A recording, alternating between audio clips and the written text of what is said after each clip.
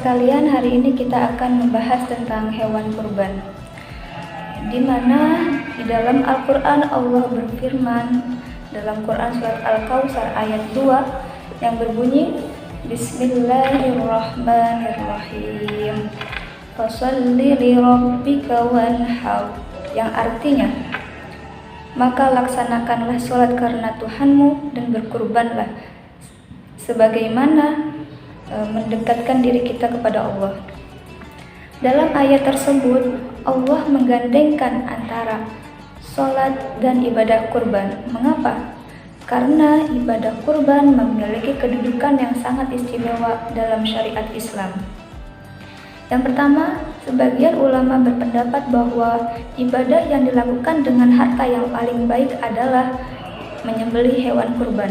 Sedangkan ibadah yang dilakukan dengan fisik yang paling baik adalah dengan sholat.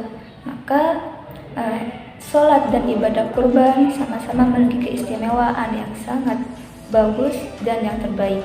Yang kedua, sedekah yang paling istimewa di sisi Allah adalah menyembelih hewan kurban. Dan menyembelih hewan kurban adalah hukumnya sunnah muakkad, sesuatu yang sangat dianjurkan karena Nabi kita Rasulullah SAW tidak pernah meninggalkannya. Maka dari itu teman-teman, jika kita sudah mampu untuk berkurban, maka marilah kita berkurban, karena dengan berkurban kita bisa mendekatkan diri kita kepada Allah, menambah amal kebaikan kita, dan juga peduli kepada sesama kita, dan kita bisa meneladani kisah Nabi Ibrahim dan Ismail. Maka dari itu teman-teman, marilah kita simak video kisah Nabi Ibrahim dan Ismail, dan setelah itu teman-teman semua bisa merangkum dari kejadian tersebut. Sekian, terima kasih. Wassalamualaikum warahmatullahi wabarakatuh.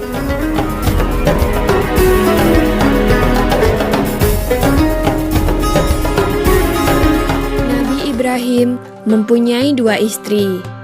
Istri pertama bernama Sarah dan istri kedua bernama Hajar. Sarah melahirkan seorang anak laki-laki yang dinamakan Ishak, dan Hajar melahirkan anak laki-laki juga yang bernama Ismail. Sarah merasa kurang senang hidup bersama Hajar. Berkali-kali ia meminta kepada suaminya agar Hajar dan anaknya dipindahkan ke tempat lain.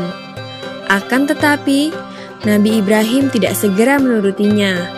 Barulah setelah menerima perintah dari Allah, Nabi Ibrahim mengajak Hajar dan Ismail pindah ke Mekah.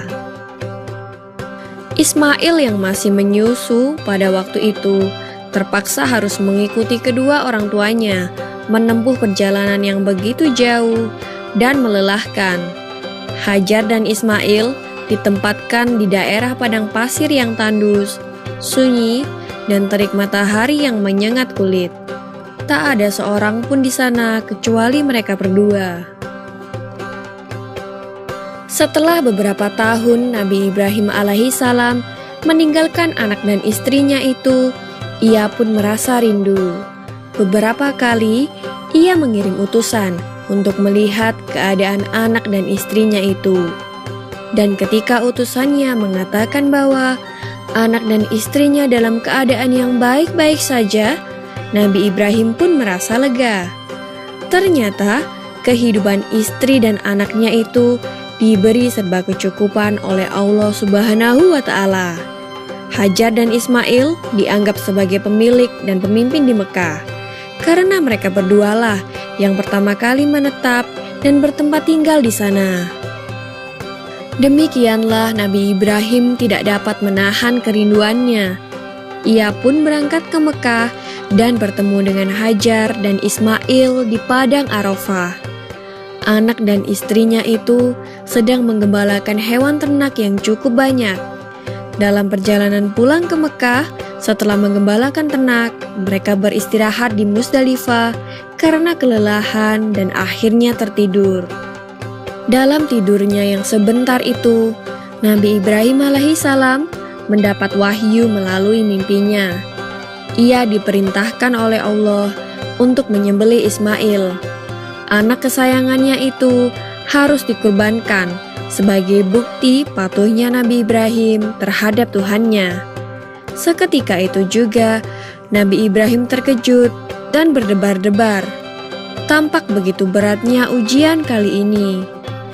Ia pun akhirnya menguatkan hati demi rasa cintanya yang lebih besar kepada Allah Subhanahu wa Ta'ala. Ia juga pada akhirnya memberitahukan mimpi itu kepada Ismail. "Wahai anakku Ismail, dalam mimpi aku diperintahkan oleh Allah untuk menyerahkanmu sebagai kurban, dan aku harus menyembelihmu. Bagaimana pendapatmu, wahai anakku?" Kata Nabi Ibrahim.